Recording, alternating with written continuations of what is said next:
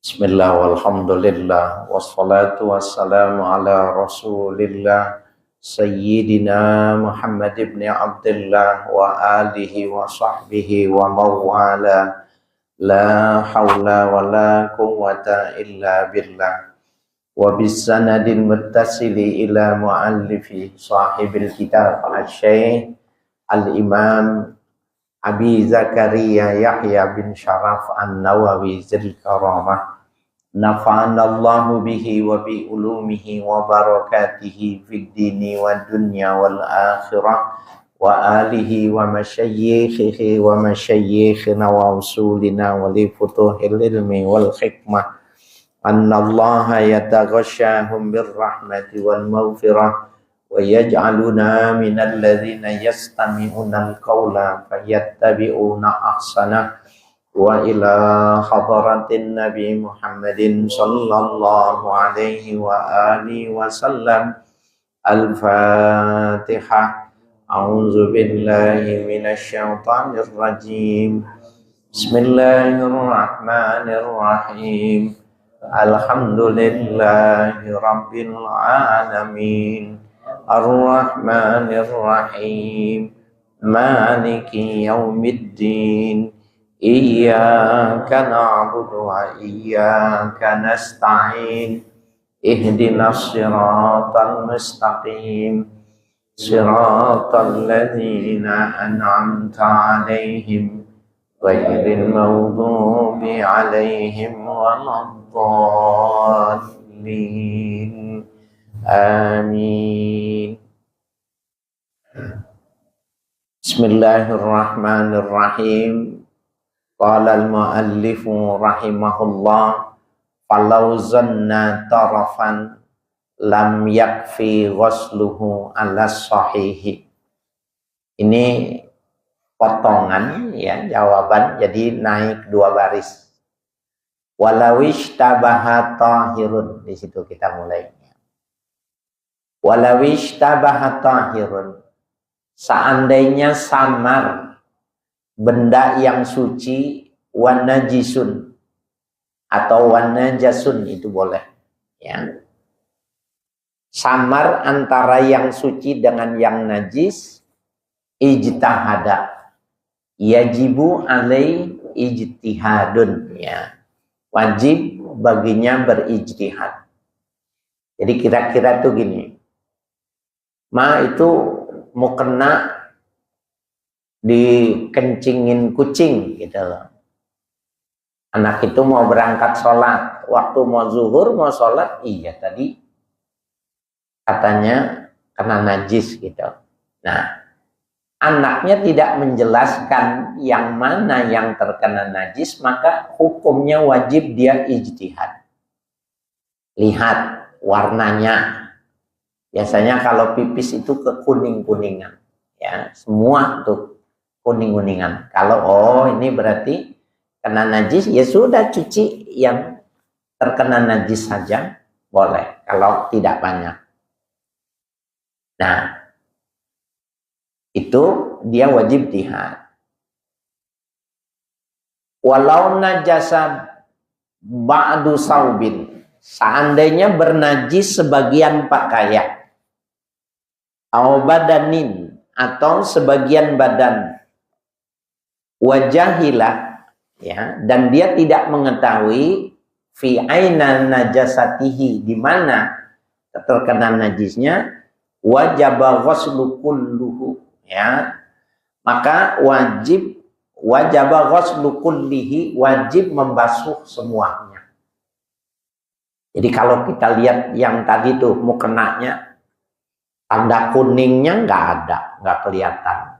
Cium mana yang bau nggak ketahuan. Nah, sudah mencuci semuanya wajib, itu maksudnya.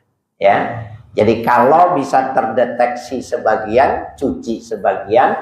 Kalau tidak terdeteksi sebagian, tidak diketahui, maka harus dicuci semua. Ya.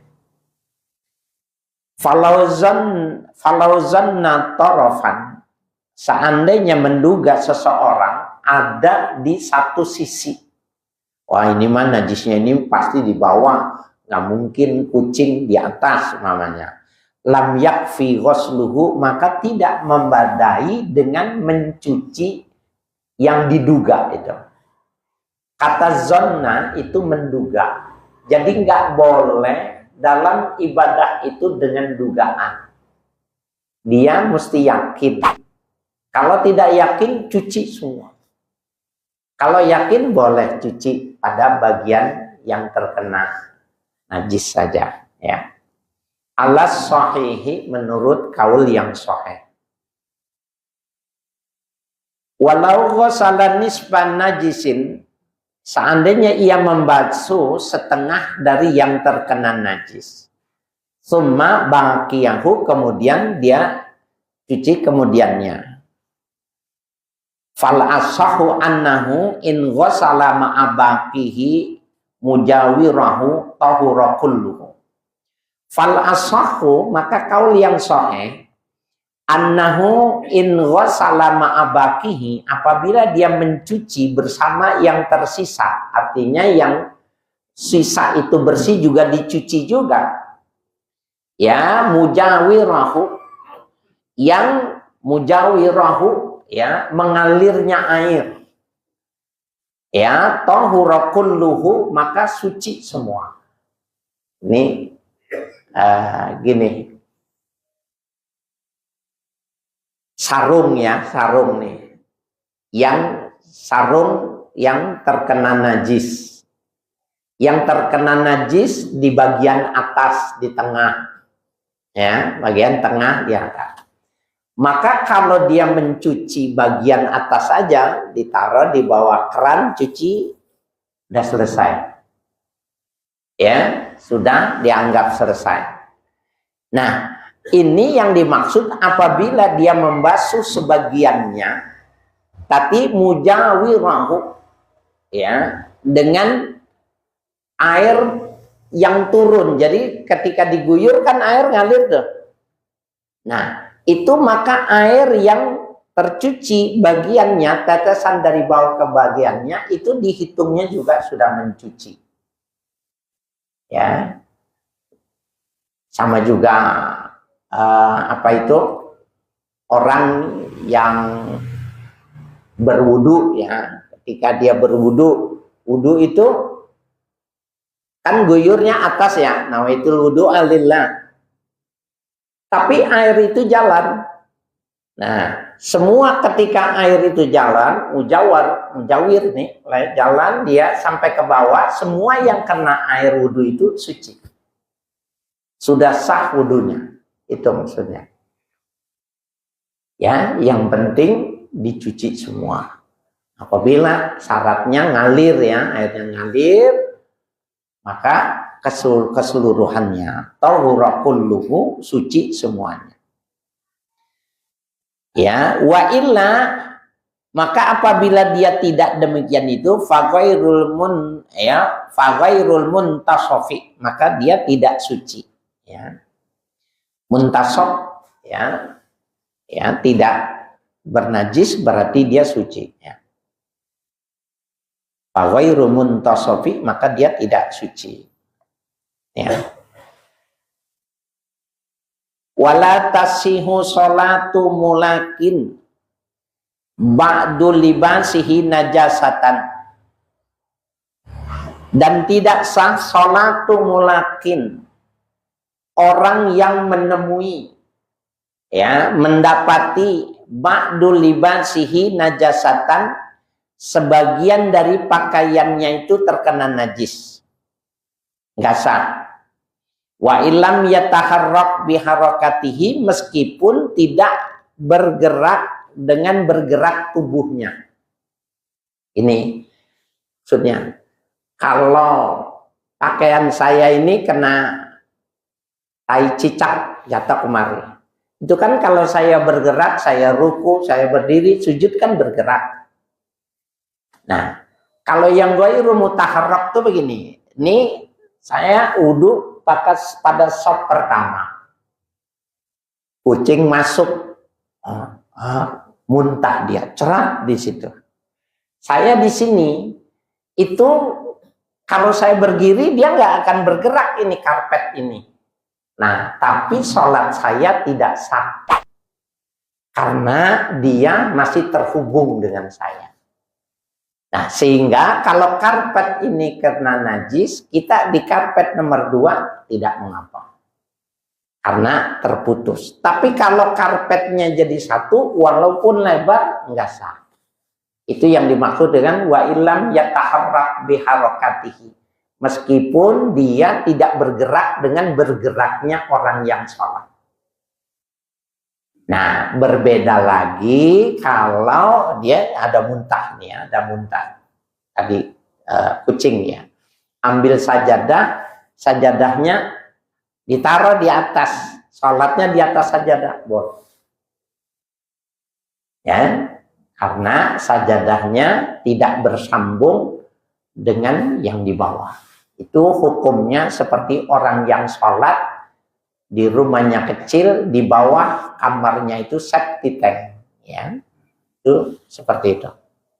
Tapi kalau dia masih terhubung, nggak boleh.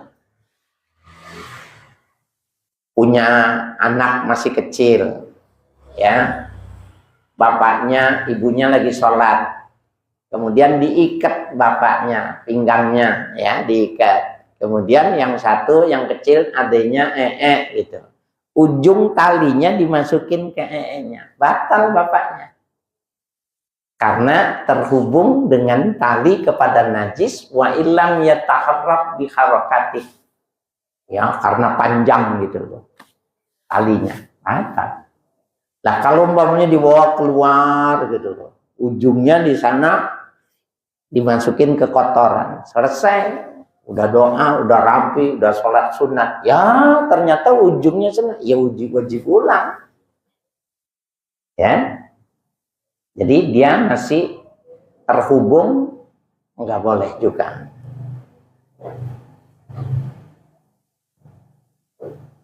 Wala qabidin tarafa syai'in ala najisin intaharraka. Tidak bagi orang yang menggenggam, ya, artinya menggenggam, qabidin menggenggam itu maknanya orang yang terlepas tarafa syai'in, ujung sesuatu ala najisin, atas najis, intaharraka apabila dia bergerak, ya. Kalau dia bergerak maka dia terpisah maksudnya. Nah, itu nggak apa-apa. Seperti tadi itu ya. Yang di pojok tidak sah karena terkena kotoran, tapi yang di belakang dia karena soknya terputus dengan tidak menyambung, maka dia sah. Padahal kalau dilihat dari kedekatan kan dia lebih dekat ke najis gitu. Dibandingkan yang sholat di pojok. Yang di pojok nggak sah. Karena najisnya di karpet yang pertama.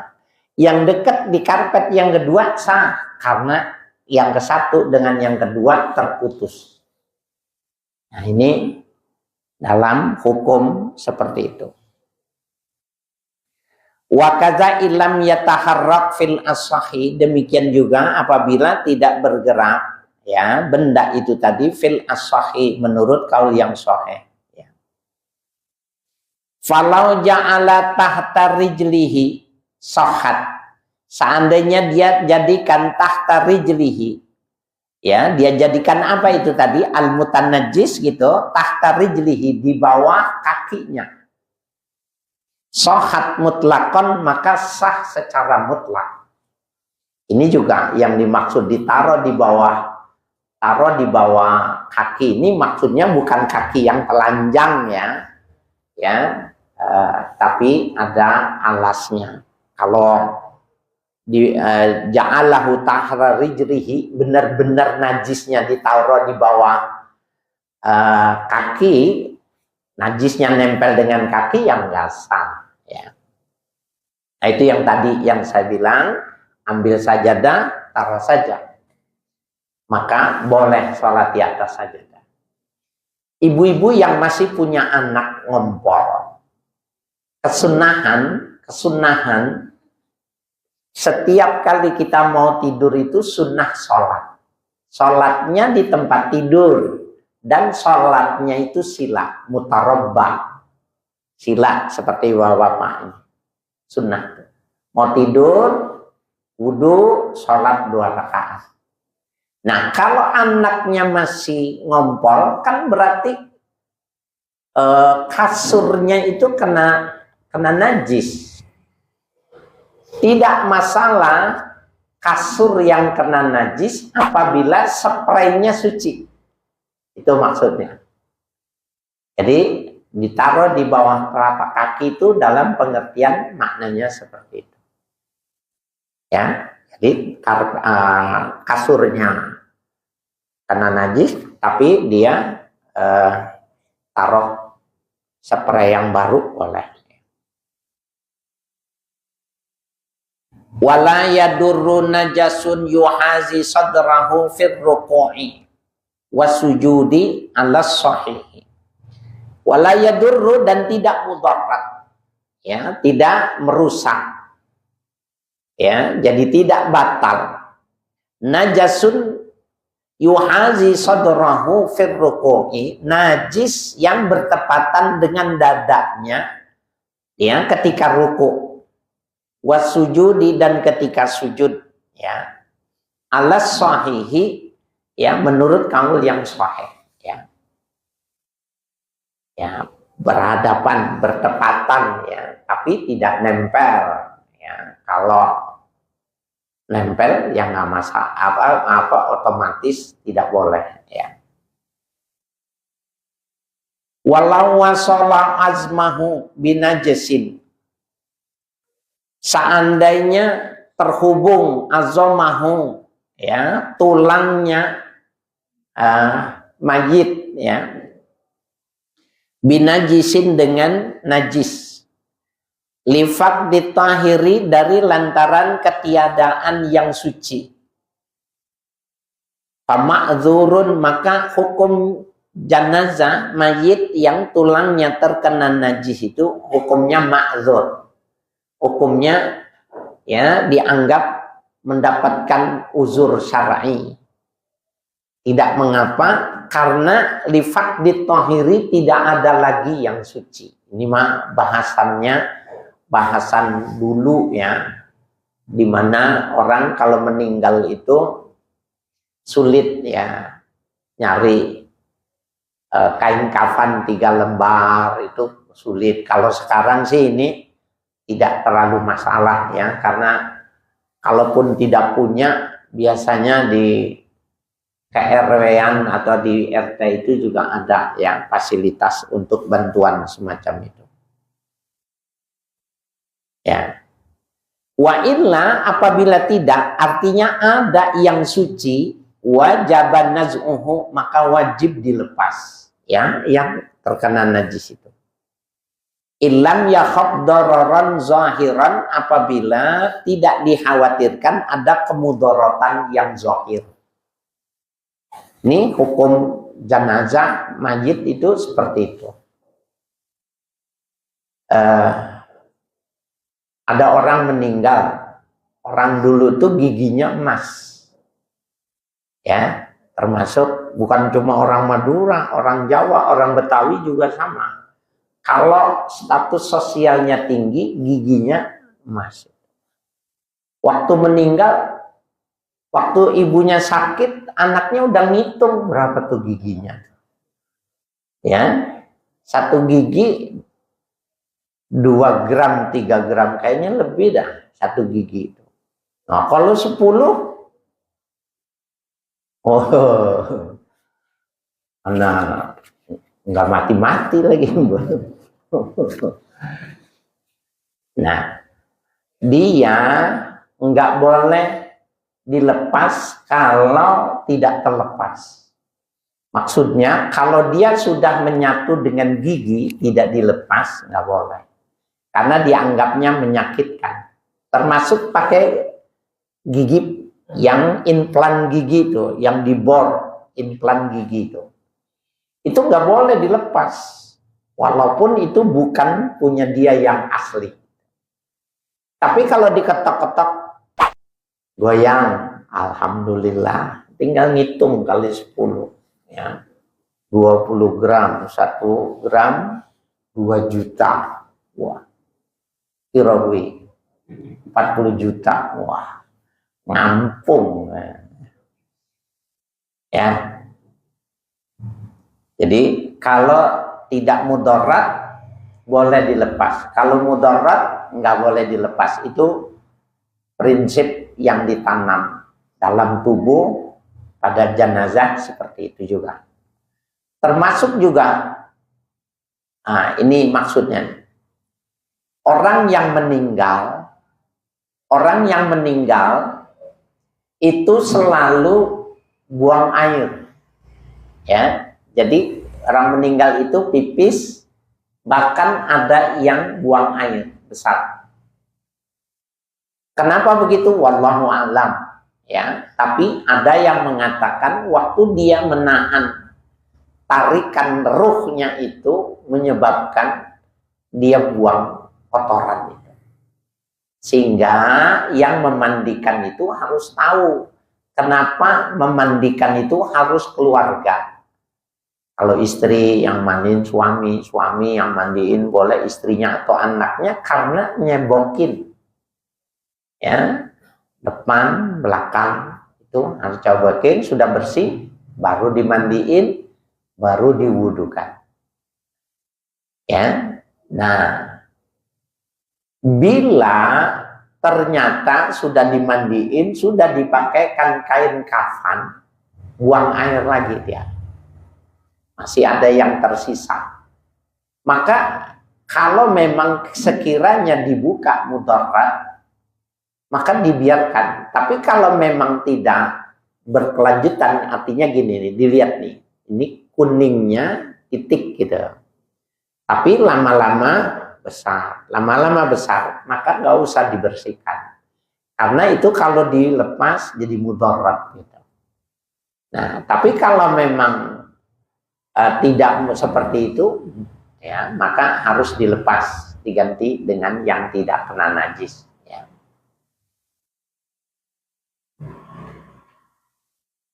Qila wa in khafa, ya, meskipun dikhawatirkan, ya, jadi tidak usah, ya, kalau cuma diperhitungkan.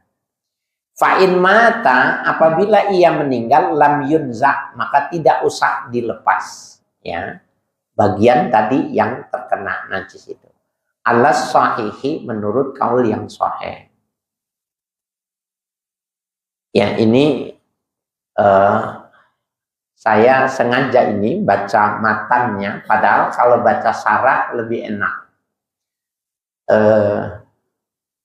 Ulama-ulama mengajarkan, saya juga sambil belajar nih, kalau bisa baca matannya Minhajut Thalibin yang kita baca nih, maka membaca syarah insya Allah mudah.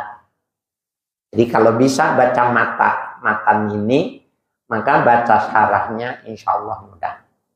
Tapi kadang-kadang juga saya kesulitan juga. Emang itulah cirinya membaca matan. Maka kita turun ke bawah. Kalau kesulitan, turun ke bawah. Makanya yang kalau udah jadi ustadz, belinya yang ada syarahnya. Sirajul Wahhaj. Dulu ini Sirajul Wahhaj ini dibaca oleh Mu'allim Syafi'i Hazami hari Minggu sebelum diganti kitab Mahalli, ya. Sirajul Wahhaj, ya. Wa yu'fa'an mahallistijmarihi, dan dimaaf dari tempat istijmar, ya, tempat, maaf nih, cebok dengan batu, ya. Itu kan duburnya itu atau kemaluannya itu, lubang diameternya itu kan sedikit tuh.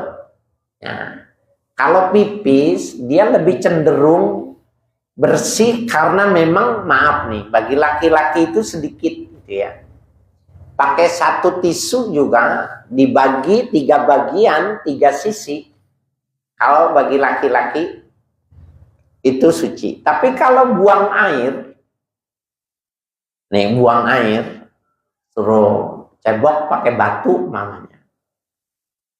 Sebersih-bersihnya 3 kali, maka ada sisa pada orang yang menggunakan batu. Ya. Nah, umpamanya nih ada sisa kuning dikit atau masih sisa ada baunya. Orang yang masuk angin biasanya kotorannya lebih bau umpamanya. Nah, kalau cuma satu dimaaf, warna kuning saja atau baunya saja. Yang nggak boleh itu rasa, karena rasa gambaran dari bendanya yang masih ada. Ya. Walau hamala mustajmiran, seandainya ia bawa mustajmiran, ya, benda yang dipakai untuk istinja, batalat, ya, maka batal sholatnya fil ashahi menurut kaul yang sahih.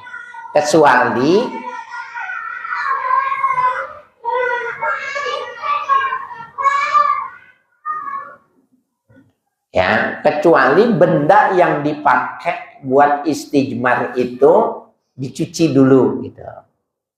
Ini maksudnya. Saya dulu waktu Himatul Masakin pertama kali majelis taklim itu yang ngajar guru Karim. Ya. Himatul Masakin itu malam Rebo.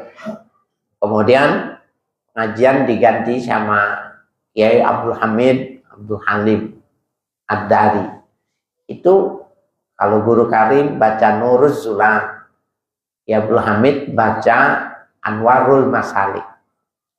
Nah, kemudian ketika beliau meninggal digantikan Kiai Zakwan baca Anwarul Masalik. Baru berikutnya ada Muallim Syafi'i Azami. Ya. Nah, yang saya maksud ini waktu ngaji sama Anwarul Masalik sama Kiai Abdul Hamid, beliau bilang gini, kan yang ngaji muda semua, jarang yang ngaji yang tua. Kalau ngaji, kalau mau buang air beli batu bata 3. Kan istijmar itu dengan 3 batu. Nah, jadi kalau mau buang air beli ke material batu bata 3. Kalau sehari buang hari 3, kalau sebulan berapa? 90. Nah, kalau 10 tahun udah bisa bikin rumah. Saya namanya rumah tai, kata dia gitu. Saya ingat betul itu. Dia terkikih-kikih mengucapkan kalimat itu. Kok idenya itu, anak muda yang belum punya rumah, istijmar itu juga bisa dipakai untuk ya bikin punya rumah. Nah, kalau 10 tahun ya banyak ya. Nah, jadi kalau dia bawa batal salatnya karena hukumnya najis. Ya. Watinu syari'i. Ini maknanya, ini namanya tanazu. Jadi wayu fatinu syari'i. Dimaaf tanah jalanan. Al-mutayaqqanu najasatahu, yang diyakini bernajis. Yu'fa anhu, maka dia dimaaf ya dari najis itu tadi. Amma yata'adzarul ihtirazu minhu ghaliban, dari hal-hal yang uzur, berhalangan, repot, al-ihtirazu ya menjaga diri, minhu dari najis, ghaliban pada umumnya. Kalau sekarang sih jalanan umumnya, jalanan itu tinggi, di kiri kanan itu ada drainase ya, ada aliran, ada got gitu. Kalau dulu kan enggak kan, jalanan ya udah jalanan. Nah, sehingga nih dulu nih sebelum di konblok, belum di ini, kalau air luber masuk kemari, itu yang luber keluar itu bukan cuma airnya doang, pisang gorengnya turun juga gitu. Nah, Orang berangkat dari rumah, kena air mau ke masjid. Bila itu sesuatu yang nggak bisa dihindari, umpamanya nggak ada jalanan lagi, jalanannya cuma satu, maka dia namanya ma'fuun anhu, dianggapnya ma'dzur. Tapi kalau ada jalan yang lain, nggak boleh lewat situ. Itu yang dimaksud. Jadi tinus syari', tanah jalan raya itu termasuk dimaaf. Karena gini, ini masalahnya teks matan itu cirinya. Bahasanya pendek tapi penjelasannya banyak. Suatu saat Nabi datang orang pedusunan, ya, Badui datang mau ketemu sama Nabi, mau belajar, kemudian dia nahan kencing, dia kencing di dalam masjid, di pojokan masjid dia kencing. Maka Umar dan lain-lainnya itu sewot gitu, bodoh bener gitu ya. Tapi oleh Nabi malah dilarang, biarin aja gitu. Bisa dibayangin nggak lagi kencing suruh tahan gitu? Nggak mungkin. Oleh Nabi dibiarkan, biarin aja. Udah selesai, yang protes suruh cari air 1 ember, suruh guyur. Karena dulu tidak ada porselen, tidak ada karpet, ya, tidak ada ubin, maka tanah yang dikencingi, walaupun itu di dalam masjid, diguyur air, maka suci kembali. Nah, oke. Udah ada tuh bahannya. Sekarang tinus syari, jalanan yang tidak diaspal gini, yang masih tanah. Masuk dari kali kotoran, ada bangkai segala macam. Kan lewat kena tanah itu. Diserap.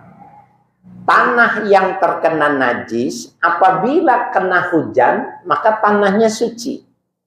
Seperti halnya kencing yang diguyur 1 ember. Tanahnya suci. Nyembelih kambing, sapi, Idul Adha, banyak darahnya, najis semua. Kena hujan, suci tanahnya semua. Nah, kenapa tinus syari termasuk yang dimaaf? Karena dihukum kalau dia sudah kena hujan, sudah bersih. Ya, itu pertimbangan hukumnya kenapa dia dikelompokkan termasuk yang ya dimaaf. Walaupun diyakini memang ada najis, tapi dalam waktu yang lain, ya, dalam waktu yang lain maka dia sudah dianggap suci dengan turunnya hujan. Wa yakhtalifu bil waqti, dan berbeda halnya dengan waktu. Wa mau'idihi, tempatnya, minas saubi wal badani, bila terjadi, ya, pada pakaian dan badan, ya. Pakaian dan badan itu kecil. Anggota tubuh kita ya cuma seperti ini. Tidak boleh dihukum sama dengan tinus syari', ya, tanah jalanan.